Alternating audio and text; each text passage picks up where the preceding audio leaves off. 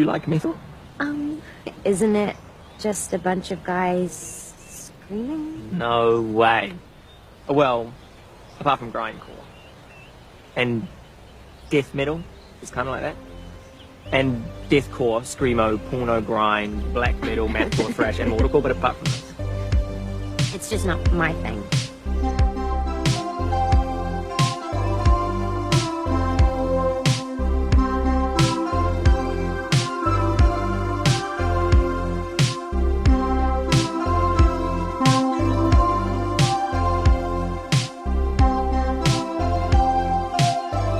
Hello and welcome to Too Old for This Shite. This week we're talking about Deathgasm. The, I think 2015, that's what I'm saying off the top of my head. Hold on, I'll open up IMDb. Maybe you should have done your research. This isn't a fucking exam, is it? But yeah, 2015 New Zealand horror movie. That's very Evil Dead-ish, I suppose, is not a terrible thing to say about it. But yeah, we quite like it. Yes. And it's the sequel to it, a much delayed sequel, which they were talking about. Just after the film came out, they were talking about making. It's finally coming out. It got crowdfunded because, like this film was funded by the New Zealand Arts Council, I think, at the time for 200,000 New Zealand dollars. So that's what, about £15. And then they went with the sequel, but they thought that the sequel was too much, or they weren't happy with it. So they put it up on Kickstarter, I think, a couple of years ago, and they managed to get over $300,000 dollars on Kickstarter because it's a really good movie. Like I can't say enough good things about it. The story to it is it's like a couple of teenage metalheads, accidentally unleashed the forces of hell on their small New Zealand town by plane. I think it's the Black Note. Is it? It's basically it's the summoning of demons. Yeah, they play this like the black magic thing backwards, and it's really a story, as most of these things are, about relationships. Yes. Quite like The Evil Dead is about like Ash's failure to maintain any relationship with various actresses playing Linda over different movies. And I suppose the relationship with the severed hand. Yes, I forget about the hand. Do you know, when I was younger, that was the funniest thing, even though quite obviously I never read that book, like A Farewell to Arms. When he put the books down on top of the hand in the pot, and it was A Farewell to Arms, and it was just like, oh my god. Everything just cracked me up. And I was about 8, I think, when that came out, and I saw it. I had it on video, and I used to look at it every day. Yeah. You weirdo. Yeah. Yeah, and people say horror movies have a bad impact on you. I only murdered a couple of women, and I never got caught for it. You're totally normal. Yeah. Absolutely. And I never cut my hand off. So Evil Dead obviously had nothing to do with it. Yes. But yeah, and it's like they're trying to save the town, but it's. I actually can't say that growing up as part of this or anything like that. There's no.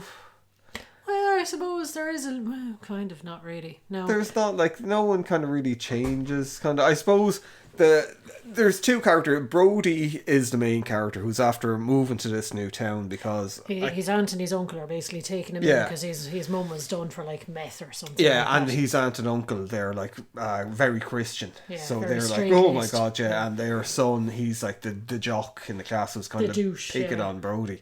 But yeah, and then the jock's girlfriend kind of falls for Brody. It's a little bit like Trick or Treat for anyone. Like, I'd like to do Trick or Treat again for the podcast, but I think every single podcast we've ever done, we've done Lost Boys, Trick or Treat, and Fright Night. Yes. Which Which makes me think they're probably my favourite films. But you know, we've never actually done The Evil Dead because we've always kind of thought The Evil Dead is too big. I'm sure we've done The Evil Dead at We some might have stage. done it once, maybe because we were just like, maybe we should do it. Like, yeah, but we've never, but it's always been Trick or Treat, so that's why I don't think I do Trick or Treat for this pod. Well, I probably will at some stage. I'm sure you will, yeah. But it's kind of like Trick or Treat, but there's more kind of with kind of via Kevin fucking I was gonna say Smith. God, Lord of the Rings. What? Kevin? Peter Jackson. Kevin, kind of, yeah.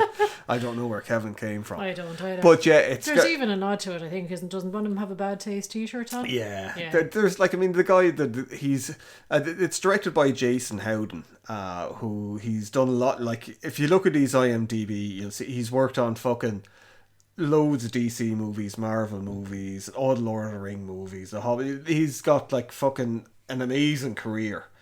So it's like, when I think that normally translates well. Special effects guys going into directing things normally leads to pretty good horror movies. Look at The Void, Psycho, Gore, man.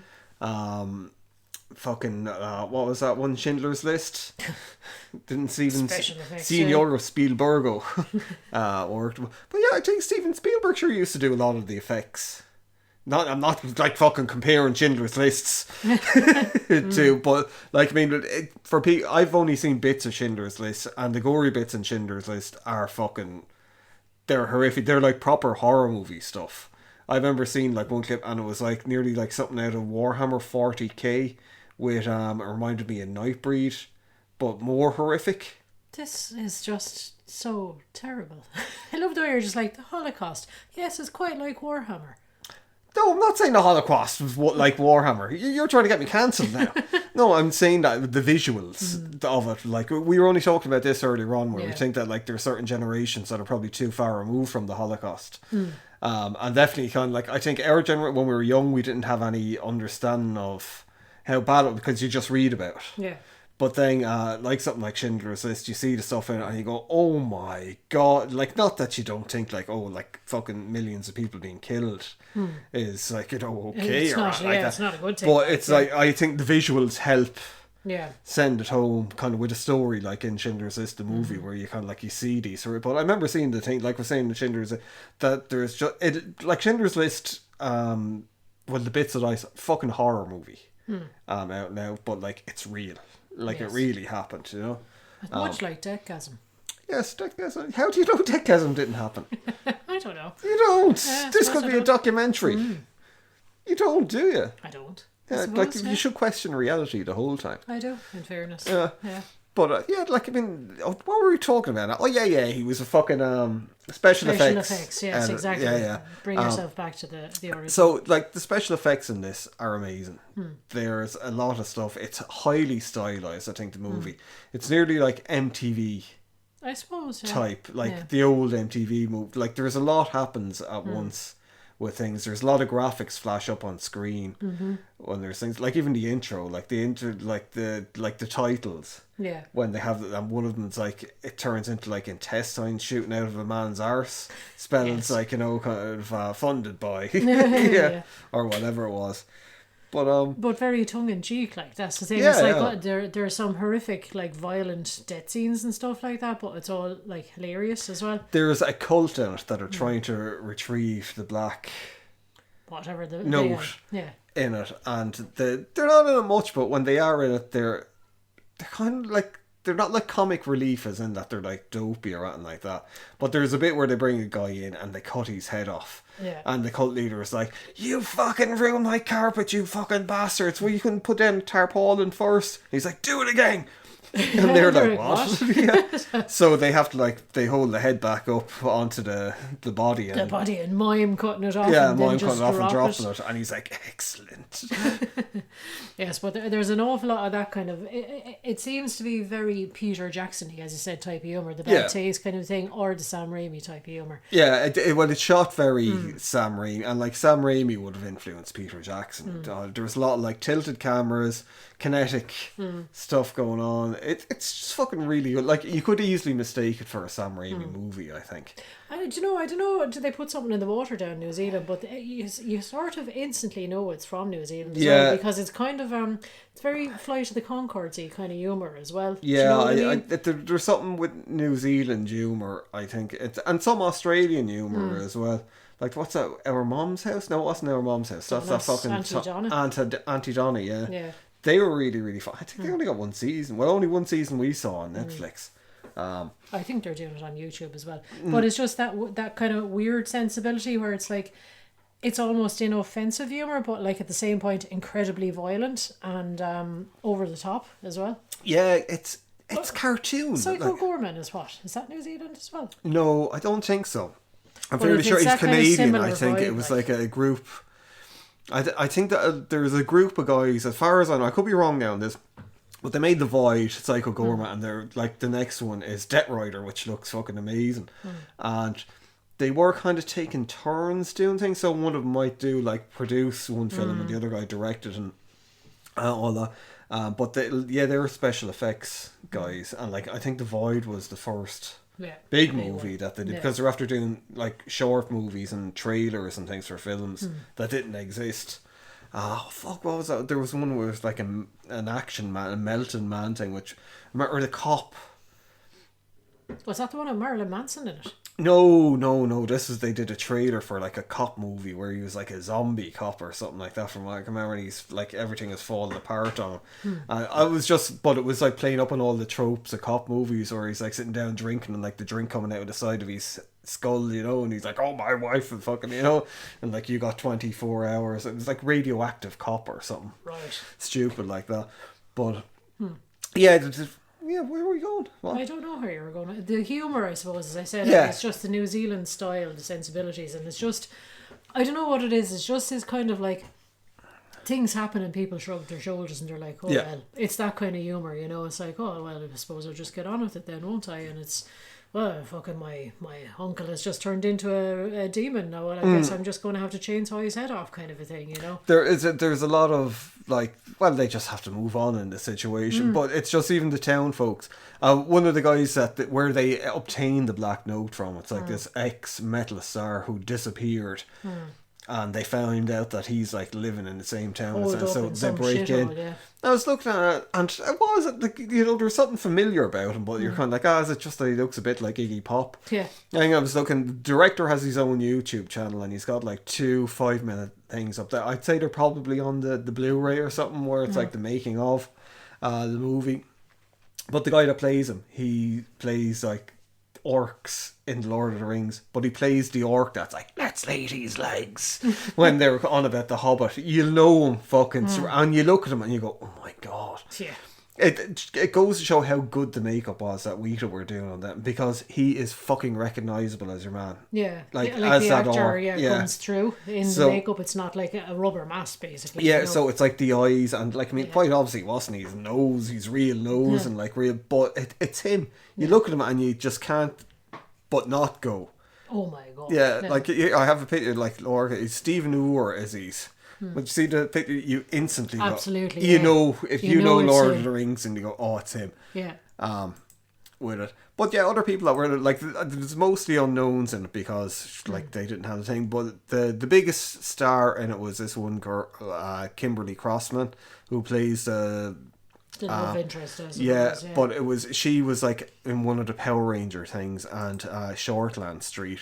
So apparently she was like very well known at the time. So they she was in Megan as well, as in the fucking whatchamacallit, the kind of Child's Play ripoff. Yeah. Yes.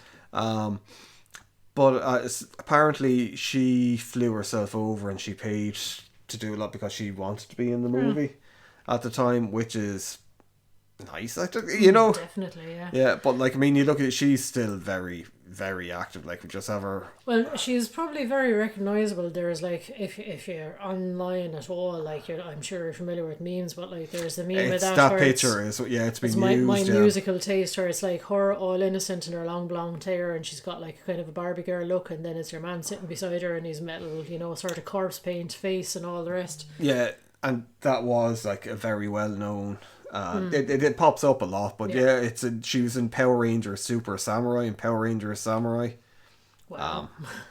I don't know. And Shortland Street, which I'd imagine is what like Shortland Street used to be shown over here in Ireland as well. Kind of like New Zealand's Home and Away. Yeah. Except set in, I suppose, it's ER. Yeah, was it New York? Was it the doctor? Yeah, no, it was Shortland Street. It was basically a hospital. But so a bit like Casualty. Yes. Or Country Practice. But it's one of the. Just start naming out all these soaps. Country Practice. Yeah. Wally the Wombat, was it? Yeah, something like that. Yeah. But yeah. Am I throwing you off there? Yes. Totally, you're starting thinking about a country practice. But yeah, I think it was the big thing. That kind of picture really sold the movie to a lot of people at the time, because it's him sitting in black metal, fucking death mask. Yeah, corpse paint. Yeah, corpse paint. And the two of them are having ice creams, basically sitting on a park bench talking to each other. I remember seeing that in either Total Film or Empire at the time when we used to get movie magazines and kind of going, oh, that's like being it's cool. A metal, because there was very few heavy metal related movies out there really. Yeah. And there was even fewer good ones. Like, funny ones, so for this, and like the soundtrack as well, I think I might write a Metal Hammer or something about it, because like Ethan did a song for it, Emperor allowed music, and I don't think Emperor really allowed music to be used for anything else before that. There's a t-shirt that Brody wears a lot, called for Beast Wars, and they're one of the main bands that are used on the soundtrack, and so the soundtrack is really good. Like, it's not gonna fucking it's not like Lost Boys territory, the charts or like that, but it is good. Especially was different for the time, because I think, like I've talked about before, when we were younger, soundtracks were a big part of movies. Like, I mean, not that soundtracks aren't a massive part, but like the actual used to sell and kind of promote and stuff. Yeah. And even into the early 2000s, when there was a lot of it seemed to be a lot of soundtracks were mainly metal, and it was horror. Well, that's the ones still getting physical releases. Being interested in. Well, like I know, say stuff like if Dumbo came out, there'd be a Dumbo fucking soundtrack release. But like it wasn't. Top Gun and stuff like that. But I'm on about in the early 2000s. It was like just nearly left with metal, because I think probably at that CD sales were probably starting to drop. So it's, I suppose, like all these guys, because like Universal and all that, they're all and Warner Brothers, they're obviously tied into their own record labels as well. So they would have known who's buying the most. So they probably would have been like, look, metal heads are still buying physical media, so there was up a lot. So this, but it was like, I'd say there was like probably mid 2000s it disappeared, like, and then this kind of reminded me, it was like nearly where it's like, oh, this is nice that there's like you can go and buy the CD nearly standalone soundtrack with bands like I think they used to like it was like music inspired by the motion movie thing, where you had the OST was like, say, the orchestral kind of stuff to it, and like I think lots of people might have got confused with some of the stuff. So say like The Crow has 2 soundtracks out. There's a lot of things that they have the 2 soundtracks where it's like the music inspired by, and then like the actual orchestral music, and so what are you gonna do about it? Okay then. But I suppose it's one of these films as well. It probably hits a huge cross section of people that they all seem to have the same kind of interest, if you know what I mean, because like they're metalheads, they're into Dungeons and Dragons. I forgot about like the friends, because that's when he initially lands in the town. He makes friends with like they're like the nerds. The nerds, they have a D&D group, like, and he joins the D&D group. Yeah, but I suppose that's the thing. There's just a lot of sort of like in jokes or like nods or tongue in cheek kind of like moments with that, with the dice and fucking. There's like they improvise then weapons towards the end, and like there's people are getting shot with like fucking. It's the thing. It's very D20s. Juvenile humor in it, as well. But I don't think there's some juvenile humor, say, with stuff like not the original American Pie, but say like, the way there was like about 10 sequels.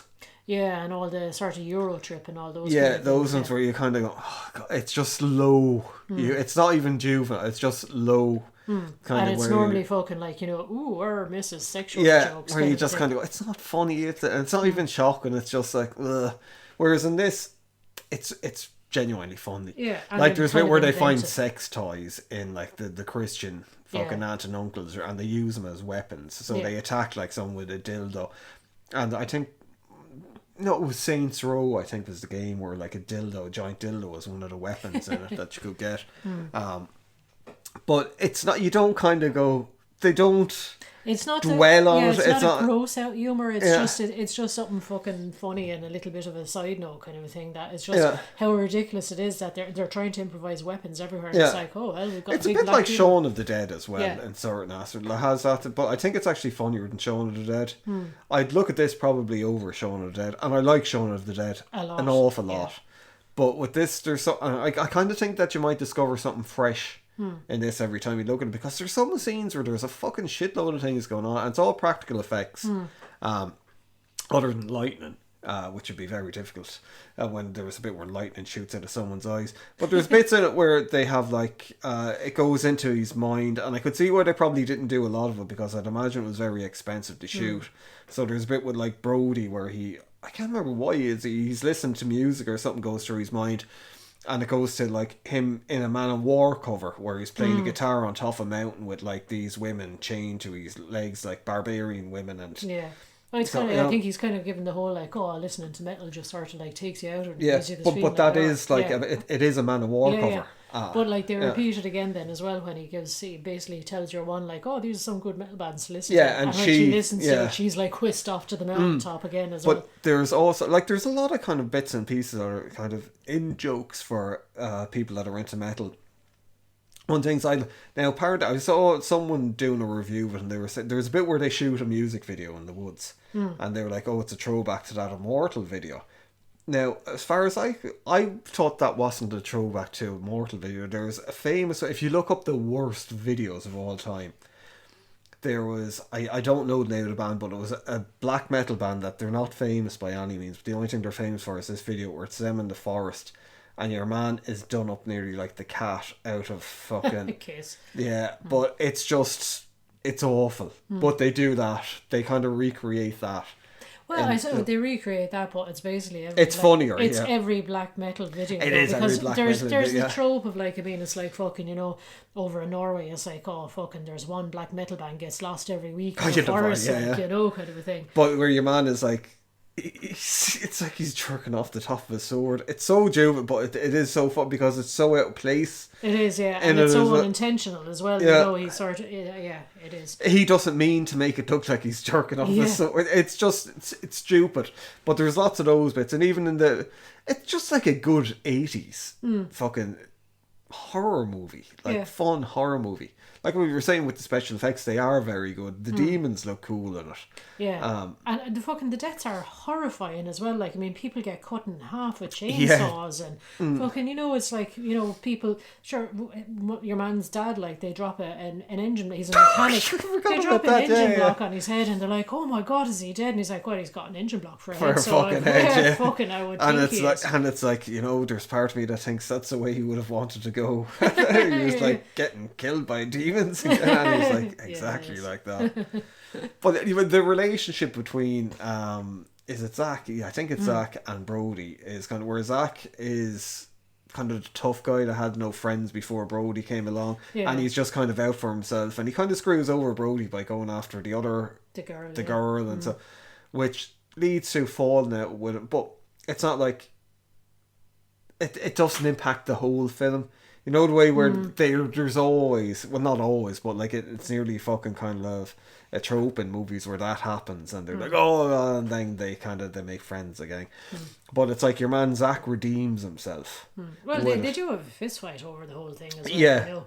But they make up thing. But you know, it's like your man Zach redeems himself by coming back to try and save him. Save everyone. Yeah. Whereas you kind of do where he's played as, oh, this guy's a bit of an asshole. I saw a small interview with the guy who played him, and he was saying the way that he taught him was like, this guy basically has no social skills. He's never, because he's always been the outcast. By his dad, like, and his dad is never there. His dad is a mechanic, and you know he's just basically left up to his own devices. You know. Yeah, and like he's been nearly cast out by the town. No one has any time because he's into metal, so he's just on. So he's after developing a kind of strategies to cope, where he's just like fuck all you. So he's like kind learning. Of like the stray cat that lives in our garden. Yeah, a little bit. Yeah, exactly. Yeah.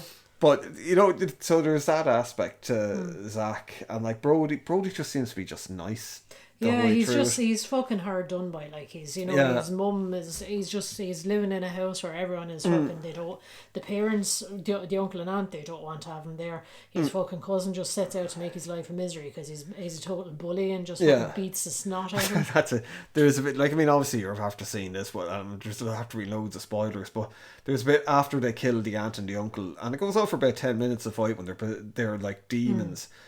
And the cousin walks in, and your man just jumps up with chainsaw and cuts his head in half. Yeah, and your man, he's like, "Fuck, he wasn't a demon." And he's like, "No, he was a demon. He was coming for me." I'm pretty sure he was saying demony things. And he's like, "I don't think so." And he's like, "No, he was. Yeah, I had to kill him." I like that because that's the thing. That's the right. they always do this in films where they try and make the hero out to be a better person than they actually are, and it's like, why should you tolerate a bully? Yeah. Fuck him, this guy is. And there's another stupid bit where it's after he unleashed the demons and people in the town are getting possessed by him, and he was like in school and he was like at his locker, and the demon just kind of like hovers over behind him. It's like, we're going to eat your soul, we're going to do it. But he doesn't know that there's demons there yet, and he's just like, yeah, whatever, kind of a thing. But the school teacher who's possessed by demons as well, he's up at the blackboard drawing away things, and he just shits loads of blood and just goes out and vomits blood all over one of the girls sitting in the front. But you can tell that girl didn't expect there to be more. Yes. Because there's like it's very Evil Dead, like where there's like a fucking... And a bit South Park. Yeah, as well, about actually. 30 minutes of blood vomit Yeah. on her, and you can see her kind of going, taking a breath, and then all of a sudden it just starts starts again, again. and she kind of nearly cracks and starts laughing Yeah. at it. But Because she's just getting hosed with like fucking sugar water. But I suppose. with the director, and when I saw a brief interview with him, he was talking about, he was saying because the budget was so tight that it was like nearly everything was done in one take. Because it was it was nearly an Ed Wood type thing where it was just like, we just gotta fucking get this. It was shot over I think 3 weeks. Yeah, even shorter, I think. Yeah. Yeah, it was like literally a matter of days as such. Like, yeah. So it's but you don't get that vibe from, and then sometimes you kind of think maybe that's a good thing to do because you get the spontaneity of it instead of like a fucking what's his face, Eyes Wide Shut, Kubrick. Yeah, where it's like getting actors to recite the same lines 50 million times. Like I get it sometimes with music, say kind of like we're playing a song and sometimes I can't get it right, but then sometimes it's the interesting bits are in the fibers. It's the getting the thing wrong. What creates a dynamic stereo sound for people who don't. Let's say if you're listening to a guitar track, the guitar track is normally made up of two. Like you record the left hand side and you record the right hand side, and they're normally the exact same notes, the exact same pattern riffs. But it's where the interesting sound comes that you'll hear in stereo is that they'll be slightly off. If they're both exactly the like if you were just to copy the left track and put it onto the right track, it doesn't sound full. It doesn't sound like it's in stereo. It doesn't sound organic. Yeah, but if it's slightly off, so that's the kind of thing I think with sometimes with movies, if you can get things that are slight, it doesn't need to be perfect. It's often those moments that, like, I mean, remember when like it nearly got done to death, the whole thing with people. You have to get my fucking adult brain dead mind forgets words at improvising. Yes. Like, remember Will Ferrell and all those were doing it. And then because people got really got in, it seemed every comedy was improvised, every comedy TV, or they used to act like it was improvised. But the whole thing with doing something like that is it can go quite wrong. Yeah, like sometimes people play it out a bit too much and egos get in the way. As what used to happen a lot. Like, you look at SNL sometimes, and like SNL went down. I don't know, SNL has always had its highs and lows. Yeah, so that's the thing, even in the same show you could have one skit that like absolutely hits and everyone is cracking up over, and then you could have three really drawn out ones that are just not funny and they're too laboured. Yeah, but I think there's a lot to be said for getting the best out of your actors maybe with a bit of spontaneity. Instead of like beating them to death, kind of saying, no, I want to get you should this. never beat actors to death. It's a bad thing. Who used to? Oh, it was The Exorcist, wasn't it? Yeah, Freakin'. Yeah, where he was like slapping people to get them to look shocked. Yeah, sure. You had that the girl who plays Reagan. Sure, you had her on a wooden board, like slapping her around, and she was doing the, sort of when she was in the bed. Yeah, and she was spewing. she still had like really bad back problems. I think so. From Yeah, that. like actually, like she was really fucked up from. Yeah, she's a really interesting person, actually. Kind of that's rarely talked about as in child actors that got fucked up, and I don't know because like. Why it doesn't get talked about more with her, because The Exorcist is possibly one of the most famous films globally. Like, she went in and she did that, her life got destroyed by drugs and fucking, I think, abuse as well.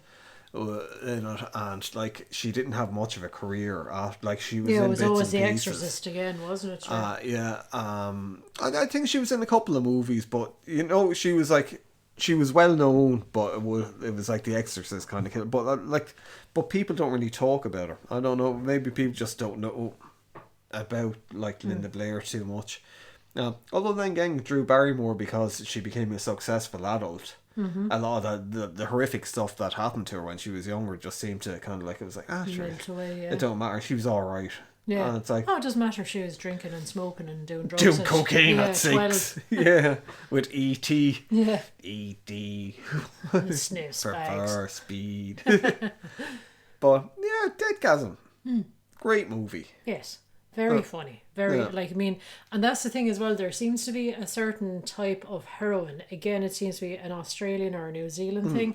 It's, what's her name? Samara Weaving. Samara Weaving, Yeah. yeah. It's in that mold where, like, they're the gorgeous, like, lead, who appears to be very dainty at first and, like, needs protection, and then they turn out to be, like, And they're badasses not, in themselves. like, in a lot of American movies, they portray those kind of girls, I think, as bitches.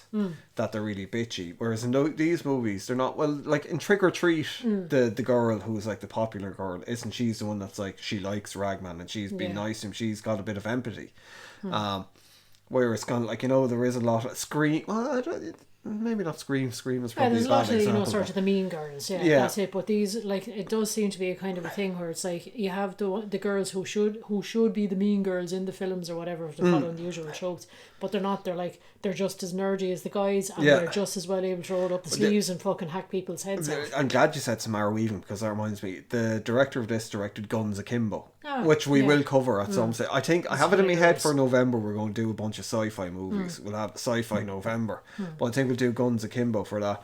That movie, it's on Amazon Prime now. It's fucking brilliant. We saw it when it came out. Well, actually, before it came out. But it's Daniel Radcliffe is amazing in it. Yeah. Samara Weaving is fucking brilliant in it.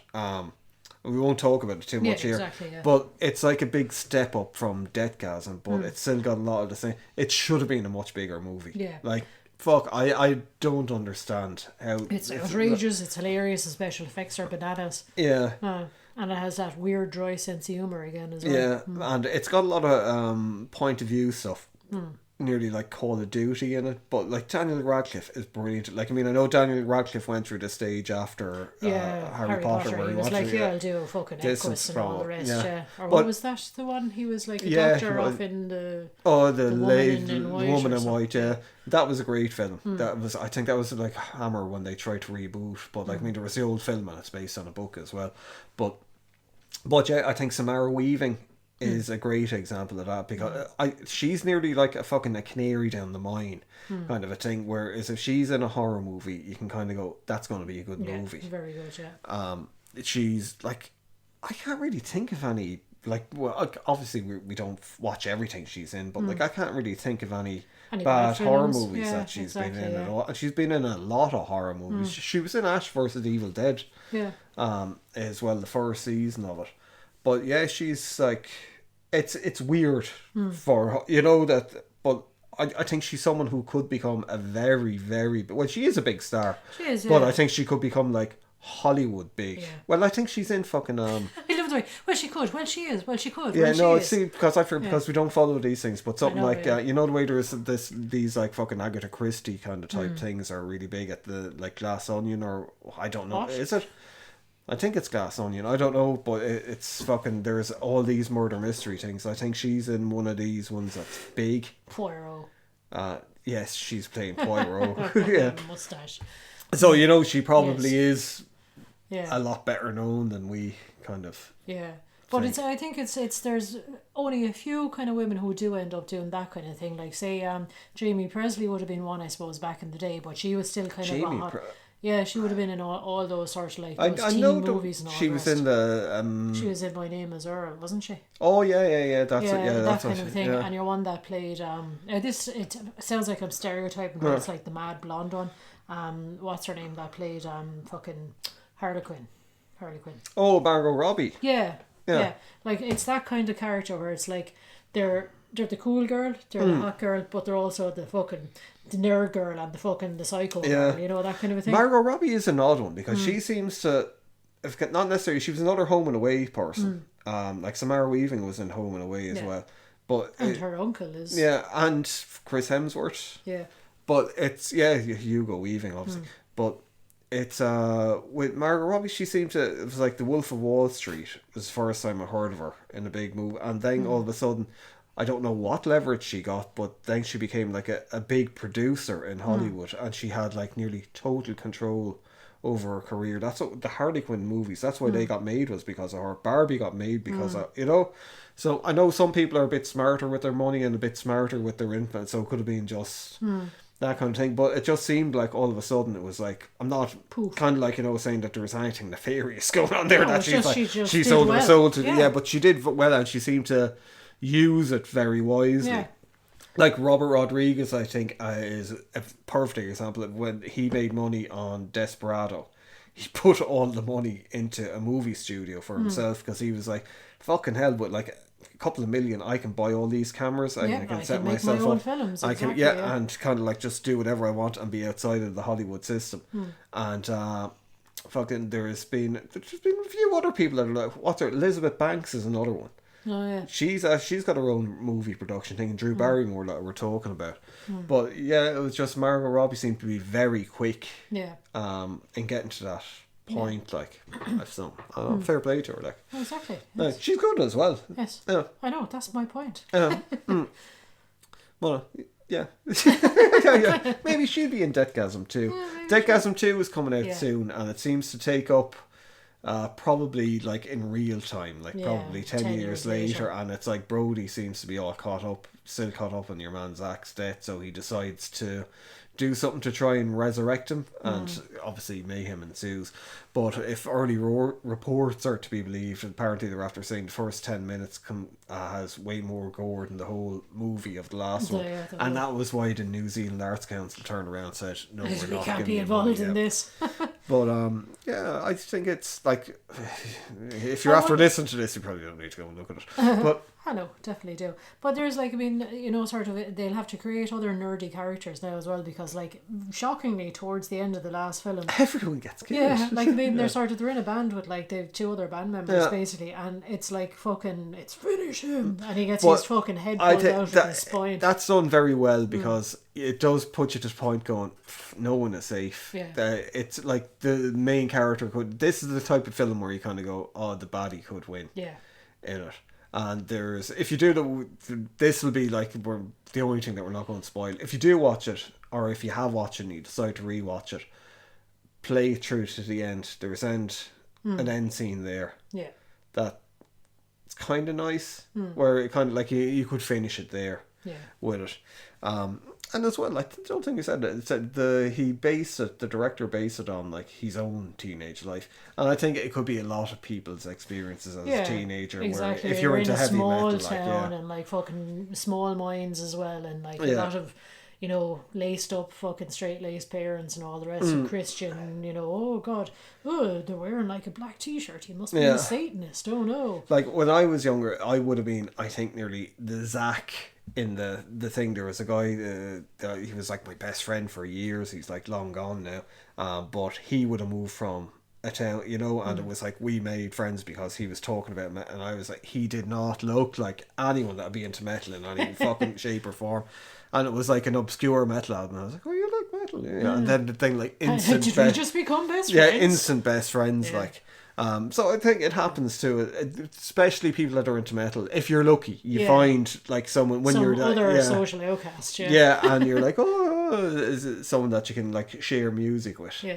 I don't know how much it is now. I think maybe people that are still into heavy metal now, younger people, would be the same type of people that would have been like 40 years ago or 30 Yeah, years ago or 20 they're still years ago. sort of slightly different from, Yeah. like, you'll have it with a few different types of, like, you know, stereotypes, I suppose. You'll have the jocks and the nerds and the metalheads and all that. You will have that to some certain extent, but it's always a sort of the, I suppose, the marginalised groups. Yeah, I always think people that are into metal are slightly smarter than everyone else, but not That's just because you think you're smarter but than not everybody else. socially smart, because you get the lyrics of it and you get like, you know, Yeah. well, or maybe there is that ego thing where you think you're better than everyone else and you Yeah. can't really adjust into society. But then maybe if you're Mexico, because like if you fucking look at any Mexican or Brazilian kind of things with Iron Maiden or anything playing, there's like millions of people at their Yeah. fucking concerts. So maybe everyone in South America listens to heavy metal, and it's the opposite way around. Someone like drifts into town after their parents or after getting something bad happened to them, they're saying to their aunt and their uncle, and they listen to Taylor Swift and their own, they're the outcasts in this village of like a load of people Pile of that are listening metalheads, to yeah. Iron Maiden. Yeah, exactly, yeah. Yeah. Scream for me, Argentina. But yeah, look, that's it. We'll be Yes. back next week. with more horror movies. It's going to be fucking another 4 weeks, 5 weeks of horror movies. Yes, exactly. Spooktember Yeah. and Spooktober. And then we'll probably just continue with horror movies forever. But no, I think November we're going to be doing sci-fi movies. Don't know what horror movies we're going to be doing. I have a list of things, we'll just pick them as we go. Yes. But I think next week might be a particularly stupid one. So yeah, tune in next week. And if you've listened this far, thank you very much for this. And thank you very much for giving your 40 minutes of your life to listen to this bullshit. And if you want to talk about movies, hit us up. Yeah. Probably in the YouTube comments, probably the best, or Yeah. go over to Blue Sky.